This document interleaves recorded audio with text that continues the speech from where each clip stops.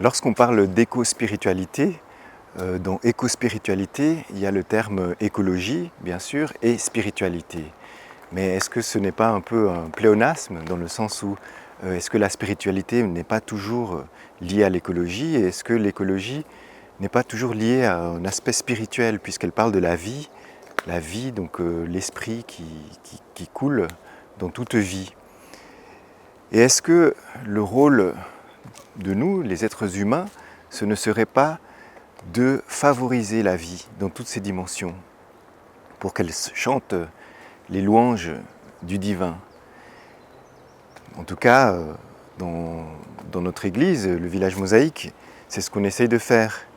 Et puis, il y a des réseaux d'églises, d'éco-églises, c'est un réseau des communautés chrétiennes de Suisse romande, écuméniques, qui invite à s'engager justement pour la protection de la nature et puis pour adopter des outils écologiques dans les églises et dans toute la vie d'église aussi. Donc il y a 5 facettes de cette éco-église. Donc pour avoir le label éco-église, il faut travailler sur, premièrement, l'engagement local. Donc essayer de consommer local, etc., favoriser les liens avec la nature locale.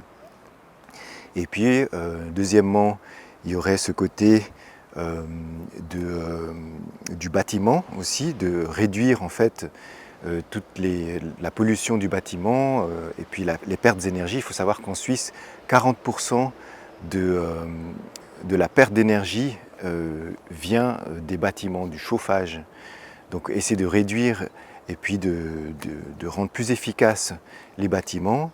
Ensuite, il y a le côté des célébrations, des cultes, tout ce qu'on utilise lors des cultes, et puis des activités en église, de réduire aussi la pollution des déchets, etc., d'utiliser du matériel recyclable, etc. Ensuite, le terrain, d'essayer de maximiser les possibilités des jardins, de rendre les choses un peu plus, d'utiliser la permaculture, d'utiliser ce côté du lien avec la terre, avec les jardins, si les églises ont des jardins.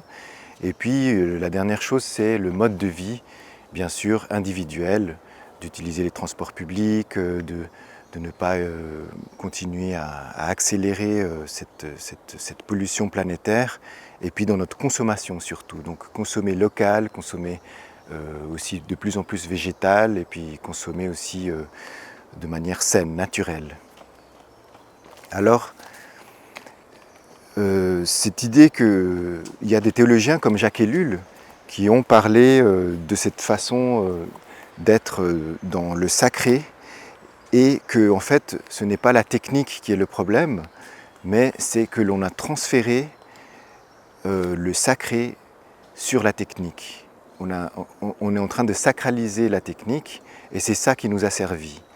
Donc que l'être humain devient esclave de la technique parce qu'il n'a plus cette dimension du spirituel. Donc ce côté de l'écologie et de la spiritualité est complètement lié dans cette façon de voir, et puis qu'en fait on a perdu notre liberté face à la technique. Ce sont des mots de Jacques Ellul, qui est un théologien, sociologue et aussi philosophe. Et est-ce qu'on ne devrait justement pas essayer de remettre la place du sacré pour nous sortir de cette prison en fait de la technique? Donc c'est pour ça que le travail d'église fait partie de cet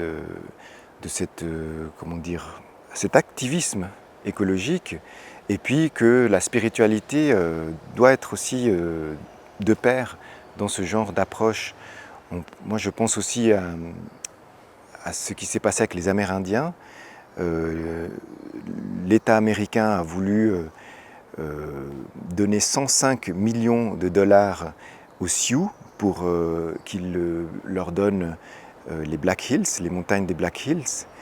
Et en fait, les Sioux, ils ont toujours dit « mais c'est impossible de vendre une montagne ». Et je pense qu'il y a là une vision d'interdépendance avec la nature que l'on a oubliée, cette idée de possession, cette idée de vouloir croire qu'on peut avoir les choses et capitaliser la nature.